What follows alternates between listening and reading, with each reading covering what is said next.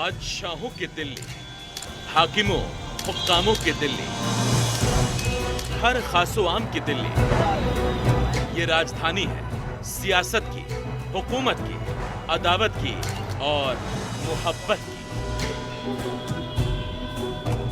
सदियों पुरानी ख्वाबों की दिल्ली, जो कई जमानों से बेहिसाब अनगिनत लोगों के सफर की मंजिल रही, जो रोज नए तमाशे दिखाती रही और कुछ पुराना छोड़ती रही, कुछ नया जोड़ती रही।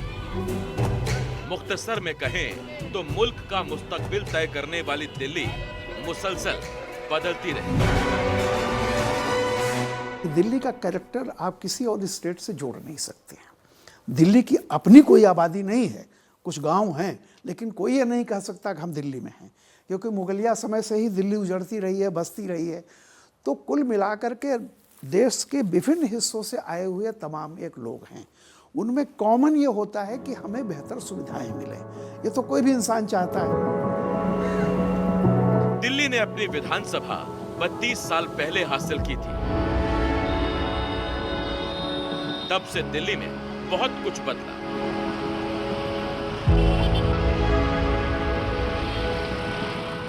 मुद्दों से लेकर नेता तक बदल गए, लेकिन क्या दिल्ली के हालात बदले?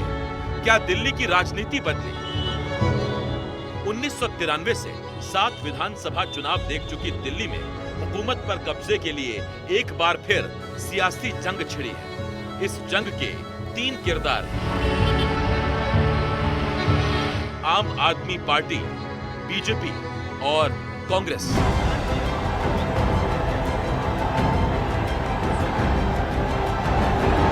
बीजेपी और कांग्रेस को जिस दिल्ली में खोई हुई जमीन की तलाश है, उसी दिल्ली से निकलकर क्षेत्रीय से राष्ट्रीय पार्टी बनी आम आदमी पार्टी साख की लड़ाई लड़ रही है। पिछले 32 सालों से दिल्ली अपनी सरकार चुनती आ रही है और इन सालों में जिस तेजी से दिल्ली बदली है, उतनी ही तेजी से दिल्ली का सियासी मिजाज भी बदला है। 15 सालों से सत्ता पर काबिज जिस कांग्रेस को हटाकर अरविंद केजरीवाल ने दिल्ली के मुख्यमंत्री पद की कुर्सी संभाली, उससे पहले दिल्ली की किलेदारी बीजेपी ने संभाली थी।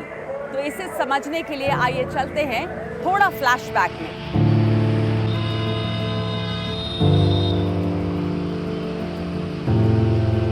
वो 80 का दशक था। भारतीय जनता पार्टी को वजूद में आए चंद साल हुए थे। मदन लाल खुराना उस वक्त दिल्ली बीजेपी के कद्दावर नेताओं में गिने जाते थे।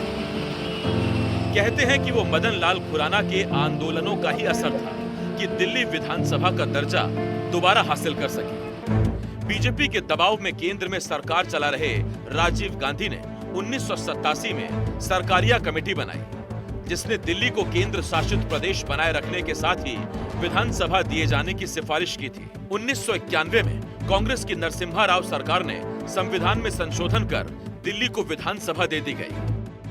93 से पहले जो था वो दिल्ली में कहा जाता था कि ब्राह्मण, पंजाबी और वैश्य, ये 3 लोगों का पूरा वर्चस्व हुआ करता था राजनीति में।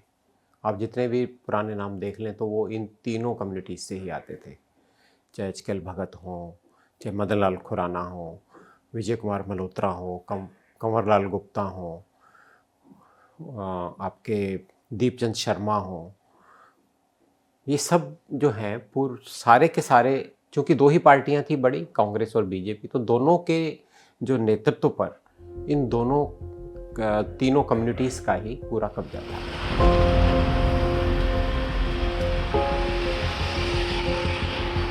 साल 1993 में विधानसभा चुनाव का ऐलान हुआ। तब तक मदन लाल खुराना बीजेपी के दिल्ली प्रदेश अध्यक्ष बन चुके थे।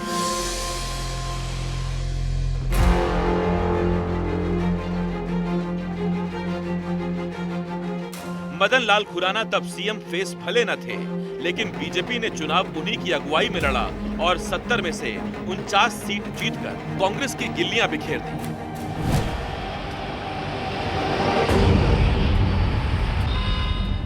इसे ही दिल्ली का बीजेपी युग कहते हैं। लेकिन हैरानी की बात है कि इस युग की उम्र सिर्फ 5 बरस की निकली और इन्हीं 5 साल में दिल्ली ने बीजेपी के 3 मुख्यमंत्री देख लिए।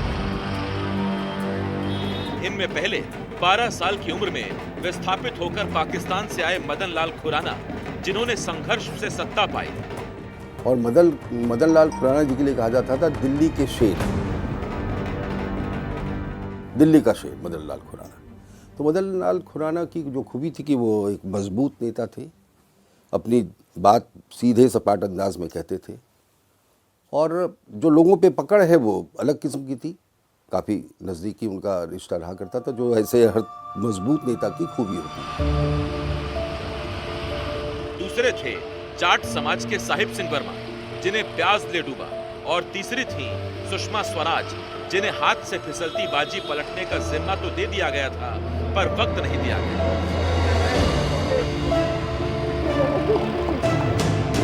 ये तीनों नेता दिल्ली के तख्त से जुड़ी अपनी अपनी दास्तान छोड़ गए। साहब सिंह वर्मा की छोटा सा किस्सा बता देता हूँ। जब वो यहाँ रह रहे थे दिल्ली में, तो उन्होंने अपने बंगले में एक ये बनाया, कुटिया बनाई। पहली लाइन मैंने लिखी कि गारहस्थ से संन्यास की ओर बढ़ता हुआ कोई राजपुरुष सहसा वानप्रस्थ में ठिठक सा गया।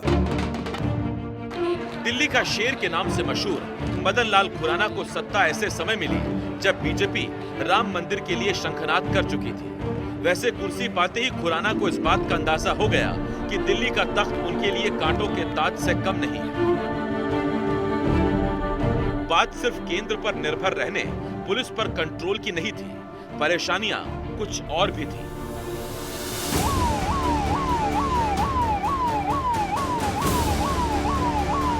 उनतीस जून 1993 को, यानी मदन लाल खुराना के मुख्यमंत्री बनने से करीब 6 महीने पहले, जनता पार्टी के तत्कालीन अध्यक्ष सुब्रमण्यम स्वामी बीजेपी के सबसे कद्दावर नेताओं में शुमार लाल कृष्ण आडवाणी पर जैन हवाला घोटाले का आरोप लगा चुके थे। इसमें मदन लाल खुराना का भी नाम आया। वैसे नाम तो कांग्रेस के नेताओं का भी था, लेकिन आडवाणी ने नैतिक जिम्मेदारी लेते हुए बीजेपी अध्यक्ष का पद छोड़ दिया और बेदाग साबित होने तक चुनाव न लड़ने का संकल्प ले लिया। इसी नैतिक दबाव में 2 साल 2 महीने और 24 दिन तक मुख्यमंत्री रहे मदन लाल खुराना को भी कुर्सी छोड़नी पड़ी। बाद में जैन हवाला केस में फंसे सारे नेता बरी हो गए, लेकिन सत्ता और वक्त किसी का इंतजार नहीं करते।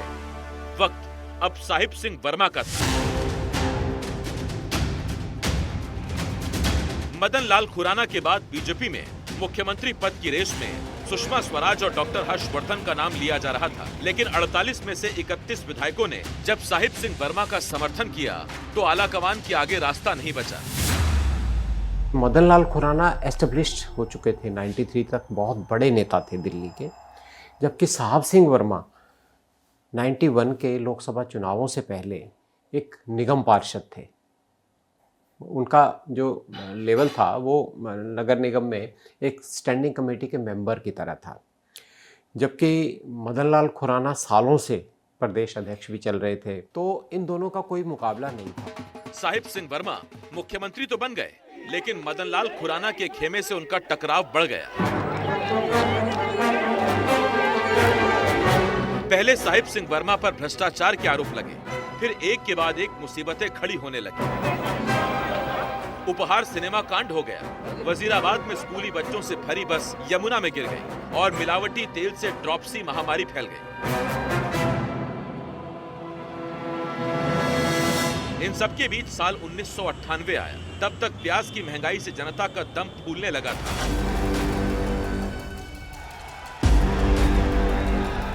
विपक्ष के अरमान उड़ान भरने लगे थे, क्योंकि केंद्र और दिल्ली दोनों जगह बीजेपी की सरकारें थी। इसी बीच साहिब सिंह वर्मा ने बड़ा सेल्फ गोल कर लिया। महंगाई पर पूछे गए एक सवाल के जवाब में साहिब सिंह वर्मा ने जवाब दिया कि गरीब आदमी प्याज नहीं खाता है। कैसे? ये थोड़ी थोड़ी रह गई। डैमेज कंट्रोल के लिए बीजेपी ने साहिब सिंह वर्मा का इस्तीफा मांग लिया। हमारी कमजोरियां रही।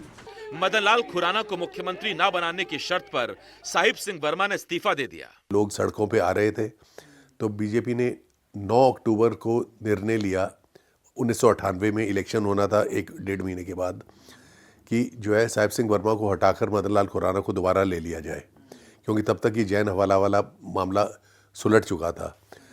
तो आखिरी मोमेंट में ऐसा कहा जाता है कि प्रमोद महाजन ने एक रोल प्ले किया, तो उन्होंने अडवाणी जी को कन्विंस किया कि खुराना जी और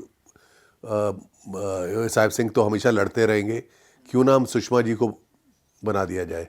पार्टी ने ये सोचा कि इन दोनों में से किसी को रखा तो दोनों पार्टी को हरवा देंगे, तो इसलिए अच्छा यही है कि इन दोनों को ही ना बनाया। अब बीजेपी ने सुषमा स्वराज पर दांव लगाया। सुषमा स्वराज को मुख्यमंत्री बनाकर बीजेपी दो निशाने साधना चाहती थी। पहला था लोगों का गुस्सा कम करना, दूसरा था दिल्ली में कांग्रेस का चेहरा बनी शीला दीक्षित की काट निकालना। और 12 अक्टूबर 1998 को सुषमा स्वराज को मुख्यमंत्री पद की शपथ दिला दी गई।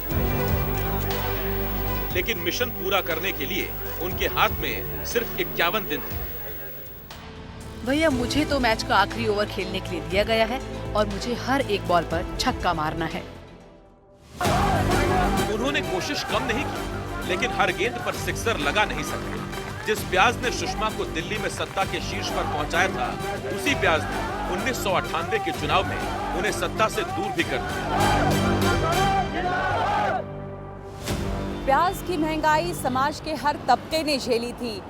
मध्यम वर्ग और गरीब वर्ग को तो छोड़िए, जो युवा, शिक्षित और सवर्ण वर्ग है, जो बीजेपी का परंपरागत वोटर माना जाता है, उसने भी बीजेपी से मुंह मोड़ लिया और 1998 के चुनाव में बीजेपी को 15 सीटों पर समेटकर सत्ता के बाहर कर दिया और यहीं से दिल्ली में शुरू हो गया शीला युग। शीला दीक्षित ने दिल्ली की कमान संभाली तो कुछ ही दिनों के बाद प्याज की महंगाई लापता हो गई। केंद्र में उस समय अटल बिहारी वाजपेयी की सरकार थी, लेकिन शीला बिना टकराव मोल लिए दिल्ली की सूरत संवारने में लगी रही।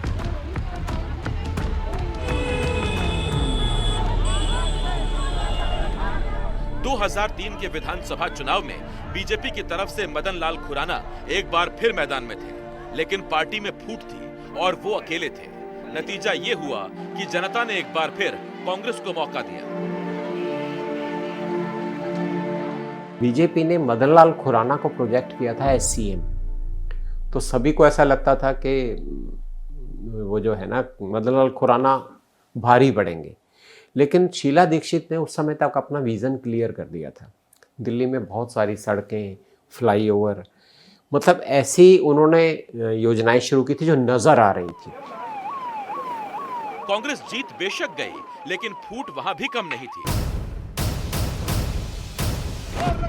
कहा जाता है कि तब सज्जन कुमार और जगदीश टाइटलर जैसे नेता शीला दीक्षित को दोबारा मुख्यमंत्री बनाए जाने के खिलाफ थे। शीला दीक्षित के खिलाफ कोई दूसरा दिन नहीं होता जिसमें अभियान नहीं चलता।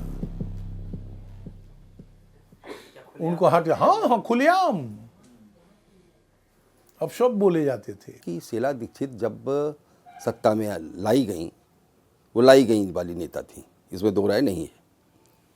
यहाँ भगत जी थे, उसके बाद जो मजबूत नेता के तौर पर उभरते हुए लोग थे, उसमें राम बाबू शर्मा का नाम बड़ा नाम था। राम बाबू शर्मा, और इसलिए राम बाबू शर्मा और उनकी लगी रही, वो स्टैंडिंग कमेटी के चेयरमैन होते थे राम बाबू शर्मा और ये चीफ मिनिस्टर थी, तो लगातार वो टकराव लोगों को दिखा भी, पब्लिक इसमें भी दिखता था। उस समय कांग्रेस के बहुत सारे गुट थे, जगदीश टाइटलर, HKL भगत, जयप्रकाश अग्रवाल, ये सब अलग अलग गुट थे। तो हाईकमान ने ये उनको सबको पूरी तरह से निष्क्रिय करते हुए एक अपनी तरफ से एक नेता प्रोजेक्ट कर दिया। शुरू में क्या, कभी भी इन सारे गुटों ने कभी भी शीला दीक्षित को सहयोग नहीं किया। उस समय जब ये शीला दीक्षित लाई गई, तब ये लगता था कि जैसे कि किसी को पैराशूट से उतार दिया गया। लेकिन सोनिया का हाथ और जनता का साथ शीला के साथ बना रहा। 2008 के विधानसभा चुनाव के बाद भी वो इसी दम पर मुख्यमंत्री बनी रही। देखिए, शीला जी जो थी, एक तो एक्सेसिबल इतनी नहीं थी जितनी होनी चाहिए थी। दूसरा जो था कि वो एक ब्यूरोक्रेट की वाइफ थी और वो जो है ब्यूरोक्रेसी के थ्रू ऑपरेट करती थी कि IAS ऑफिसर जो थे वो MLA से ज़्यादा पावरफुल थे उनके दौरान। और ठीक है, उन्होंने काम किए, उनके लोगों ने उनके काम की सराहना की, लेकिन उनकी जो पकड़ जो थी दिल्ली के बारे में वो नहीं थी, बहुत सुपरफिशियल पकड़ थी।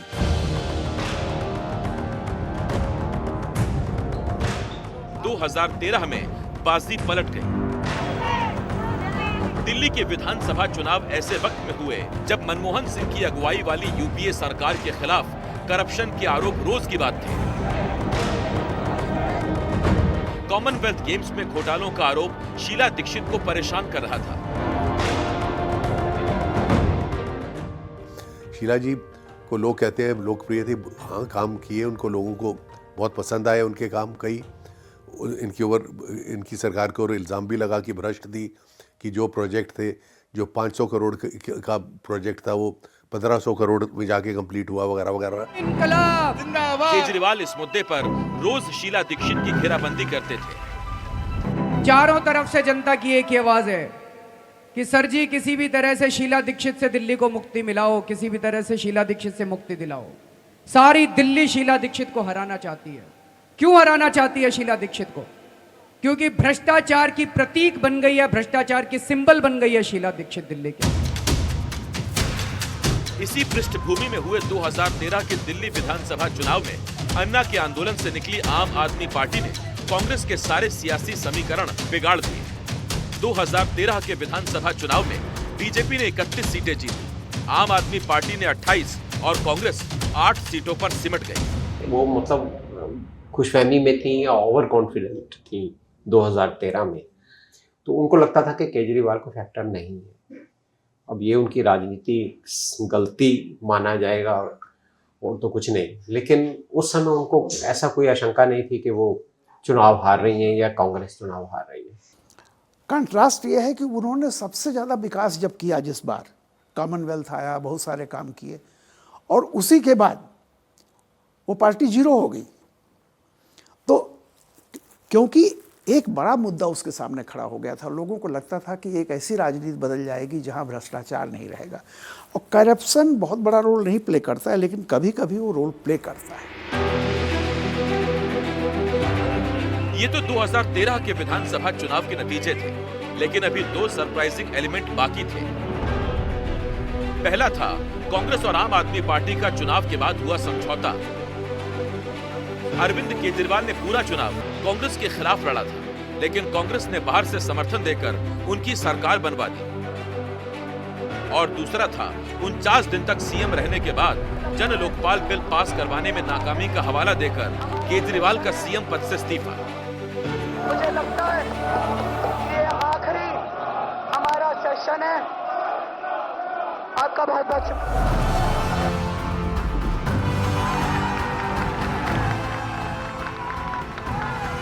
इसके 2 साल बाद हुए विधानसभा चुनाव में आम आदमी पार्टी ने 70 में से 67 सीटें जीतकर बीजेपी और कांग्रेस दोनों का पत्ता साफ कर दिया।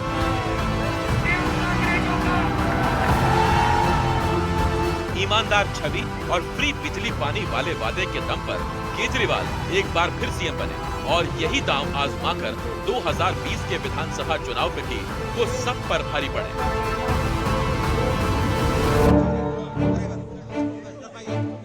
2019 के बाद केजरीवाल पर भी भ्रष्टाचार के आरोप लगने लगे।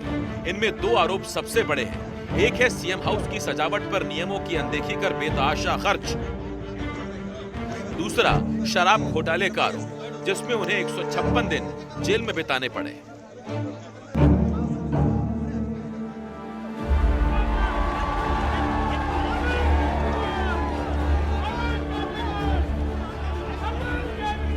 इस दौरान उन्होंने बेशक जेल से सरकार चलाई, लेकिन बाहर आए तो आतिशी को मुख्यमंत्री बना दिया, इस शर्त के साथ कि 2025 में जनता जिताएगी तभी मुख्यमंत्री बनेंगे। दिल्ली में मुख्यमंत्री पद का मामला है। सुप्रीम कोर्ट से उन पर बंदिशें हैं, वो मुख्यमंत्री के रूप में काम नहीं कर सकते। ये साफ है एकदम। वो ऑफिस नहीं जा सकते, साइन नहीं कर सकते, कोई फाइल नहीं देख सकते। तो ये सारी चीज़ें यही बताती हैं कि वो मुख्यमंत्री नहीं बन सकते।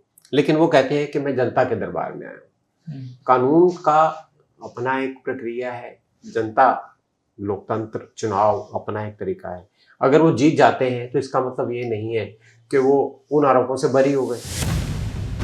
4 महीने पहले मुख्यमंत्री से पूर्व मुख्यमंत्री बन चुके अरविंद केजरीवाल इस पर भी फ्री बिजली पानी, महिला सम्मान जैसी योजनाओं के भरोसे हैं। कई महिलाएं आई और महिलाओं ने कहा कि जी महंगाई बहुत ज़्यादा हो गई है, 1000 रुपये से काम नहीं चलेगा।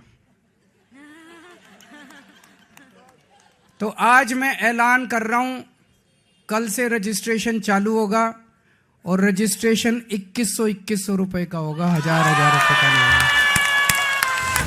लेकिन उनके आगे समस्या ये है कि इसी तरह की मिलती जुलती योजनाओं का वादा बीजेपी और कांग्रेस भी कर रही है। लिहाजा विरोधियों पर बढ़त बनाने के लिए केजरीवाल कट्टर ईमानदार वाली छवि को चमकाना चाहते हैं। मैंने कहा था कि नीयत की जरूरत है, अच्छी नीयत की जरूरत है, ईमानदारी की जरूरत है। मैं बार बार कहता था कि आम आदमी पार्टी ईमानदार है, कट्टर ईमानदार है। लेकिन दूसरी तरफ बीजेपी और कांग्रेस केजरीवाल की इसी छवि पर सबसे ज्यादा चोट कर रही है। पिछली बार मैंने कहा वो फर्जीवाल जो है वो फर्जीवाड़े के जो है उस्ताद हैं। क्यों बोलता हूँ? इसलिए बोलता हूँ कि अब वो सारे के सारे प्रॉमिसेस जो करे सब भूल गए। उन्होंने प्रॉमिस किया था लोकपाल का, वो भूल गए। सीएजी की रिपोर्ट के ऊपर लेकर के आए थे, 14 सीएजी की रिपोर्ट्स के ऊपर बैठे हुए, उस चीज़ को भूल गए। अब उस चीज़ की कहीं पे कोई चर्चा नहीं। दिल्ली में कह रहे हैं कि हम 2000 रुपये देंगे, 1000 का पहले वायदा किया था वो नहीं। ये कह के आया था कि मैं गरीब को घर बना के दूंगा। गरीब का घर कहाँ गया? शीश महल में गुम गया। 100 करोड़ का अपना शीश महल बनाया और गरीब बेचारा झुकी में है। क्या कह आया था? मैं यमुना जी को साफ करके पानी दूंगा। कहाँ गया यमुना जी? वो तो वहीं के वहीं रहेगी, लेकिन इसके जेबें भर गई और घर भर गया। सदियों का चक्कर देख चुकी दिल्ली, कभी ओहदा कभी गुरु, तो मुगालता अलग अलग वक्त पर कुछ न कुछ हर किसी से दूर करती रही है।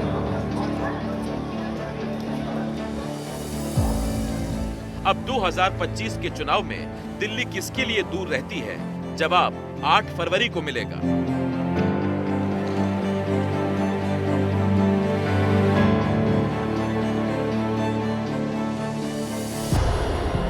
बड़ी पुरानी कहावत है, अपने आगे दस्तरखान, विरोधी के लिए सूना आसमान। चुनावी राजनीति पर यह बात बिल्कुल सही बैठती है, क्योंकि सारी तिकड़म, सारे जोड़ तोड़ इसीलिए किए जाते हैं और हर बार की तरह इस बार भी यही हो रहा है।